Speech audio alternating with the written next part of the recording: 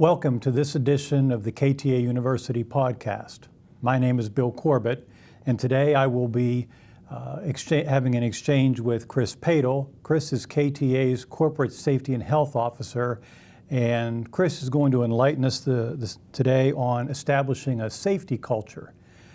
You know, just to set the stage, most, if not all companies have safety procedures that they've written, and most, if not all companies, train their employees on those safety procedures and practices. And all companies have a safety culture. And as the saying goes, you get the culture that you deserve. You might have a very, very strong safety culture, or you may have a weak safety culture. And what Chris is going to enlighten us on today is how to develop a strong safety culture. So Chris, maybe to start us off, you can kind of explain what a safety culture is and how that can impact an organization. A culture can be defined as a set of attitudes, values, goals, and practices that define an organization or a group of individuals. In the world of safety, I prefer to define a safety culture as how your employees act when they're not being watched. Okay. You know, are they following the corporate health and safety worker program? Are they wearing the appropriate personal protective equipment? Or when the mouse is away, or when the cat's away, are the mice deciding to play? Sure. So it sounds like, you know, the important thing is, you know, what goes on when no one is. Well, everybody's going to comply with the rules if somebody's watching them, but when you're not watching them, are they still complying with the rules? Yes. Okay. And you can have safety culture. It can have both economical and emotional impacts on both the worker and the organization. The emotional impacts would consist of emotional things a injured employee may go through. Sometimes when they're out of work for long periods of time, struggling to provide for their family, they could have a decrease, feelings of a decrease in self-worth. Sure. Could lead to depression, which could end up having issues with marital status or causing extra stress to loved ones and friends. On an organizational level, I've experienced in the past when there is a significant injury in the workplace, your employee morale decreases, which eventually can lead into an economical impact, which would be a decrease in production. A few of the other economical impacts as far as the organization would experience, increased worker compensation premiums. With the more incidents you have. And on the other side, if you have a strong culture and you have a reduced number of injuries and illnesses, you're going to have a decreased workers' compensation experiences. And on the employee side, as far as an economical impact on the employee with a weak safety culture, the weaker your culture is, more likely you're going to have work-related incidents and illnesses. And when an employee's out of work for a long time, the Workers' Compensation Bureau, for instance, each state, some states have their own. Pennsylvania has their own Workers' Compensation Bureau. Okay.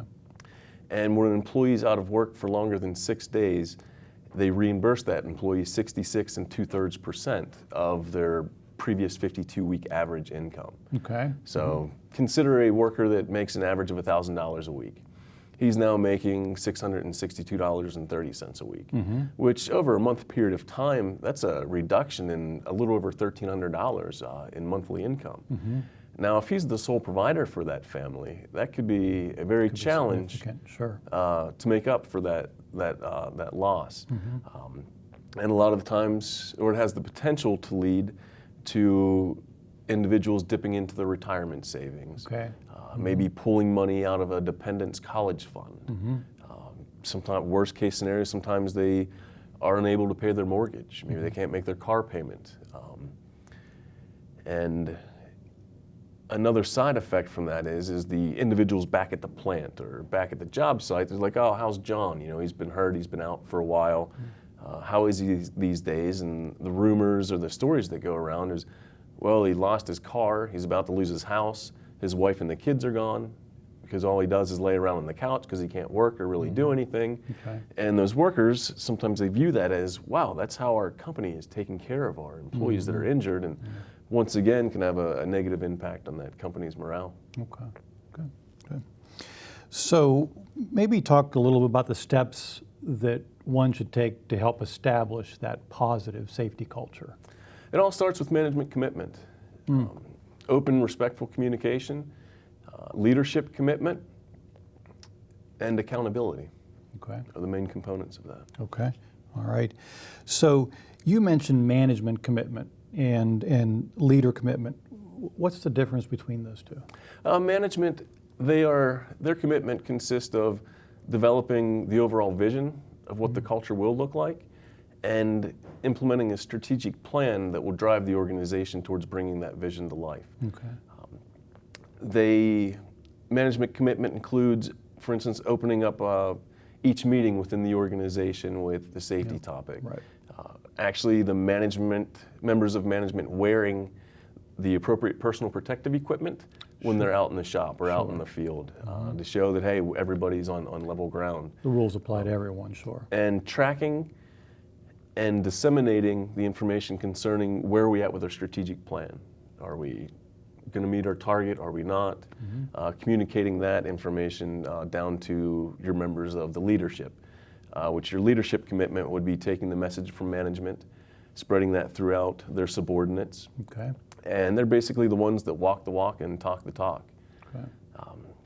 They practice personal accountability, is a large portion of their commitment. And they also highlight when they see a behavior that is in line with the vision, they highlight that and they share that story with the other workers so they can see real life what the overall vision looks like or what the safety culture looks like. It's interesting. So, a lot of times we'll see that bad news is shared almost like, guys, we can't continue to do this. Look what happens. You're talking about sharing the good news. Yes. It's an interesting approach. So you mentioned accountability. Are you referring to holding the workers accountable for their actions, or are you referring to personal accountability? I'm referring to personal accountability. In the past, I've witnessed organizations that were heavy on holding their workers accountable for their actions, to where a lot of times the solution to an issue may be it's got to be worker error. Let's just discipline that person, get them out of the door as quick as we can, and move on, and the problem should be gone. That never really appeared to be a very effective approach. When referring to personal accountability, we live in a society these days to where people don't hold themselves accountable any longer. It's always somebody else's fault. Yeah, I steal because of socioeconomic reasons. I murdered because of race or because of sex or because of the video games I played when I was younger or the movies I watched that Hollywood puts out. Nothing's ever my fault.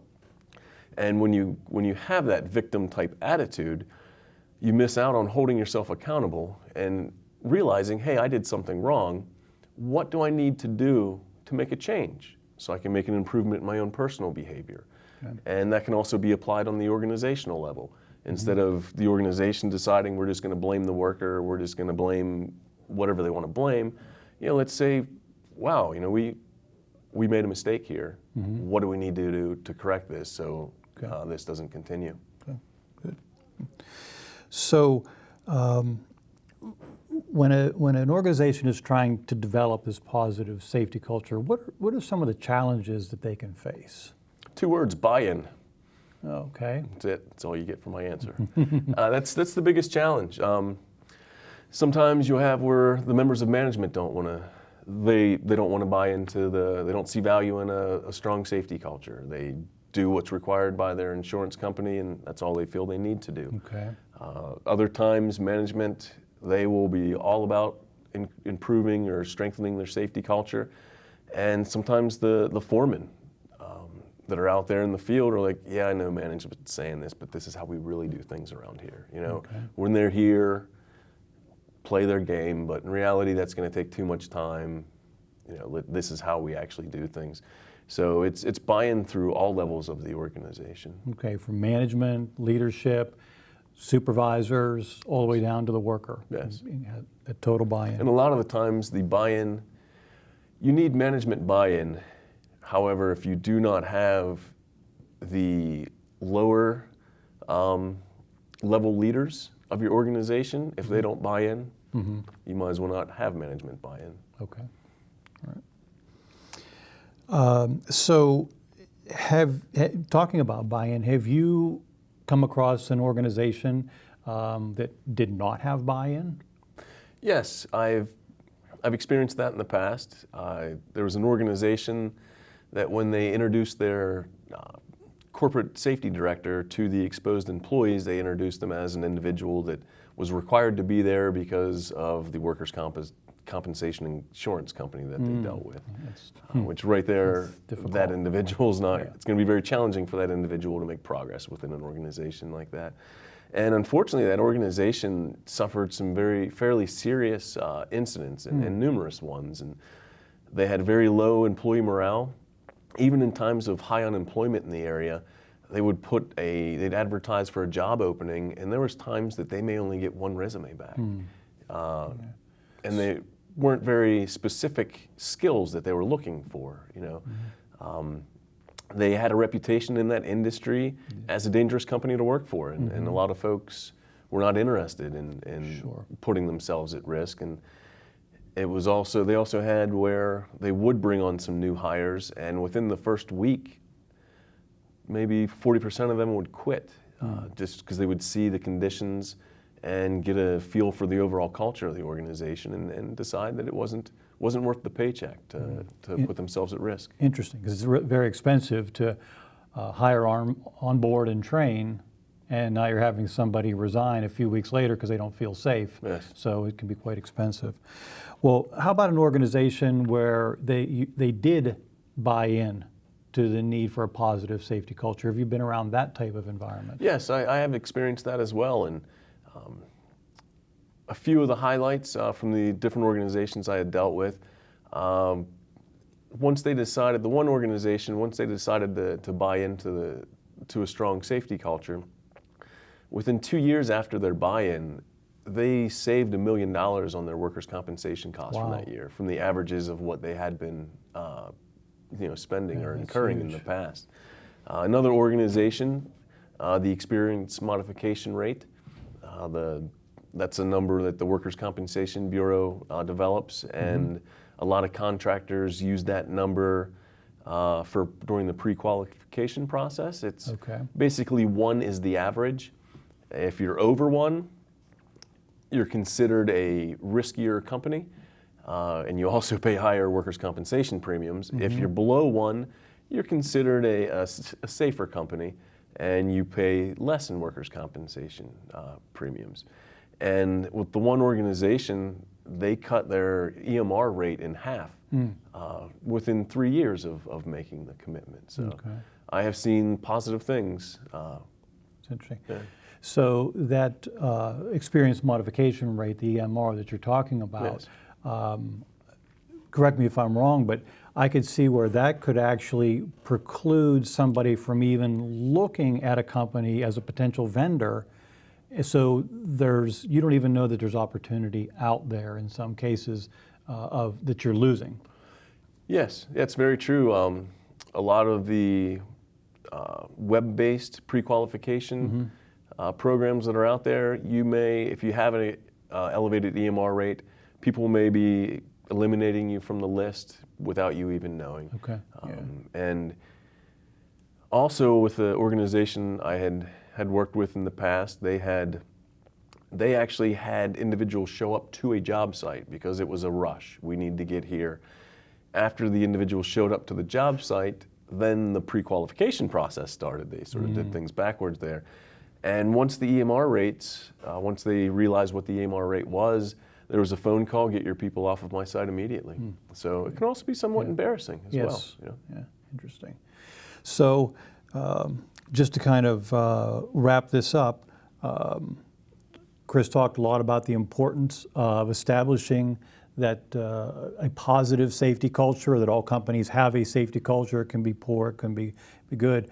But while there is going to be some level of investment into creating a positive safety culture, the buyback on that is multifold and can be well worth the investment. But it also influences not only from a monetary side, but also an employee morale side, and helps workers better appreciate the company they work for. Chris, do you have anything to add to those closing comments? I think that pretty much wraps things up nicely. Okay. Well, thank you for listening to this podcast. You can tune in and listen to other podcasts on KTAUniversity.com.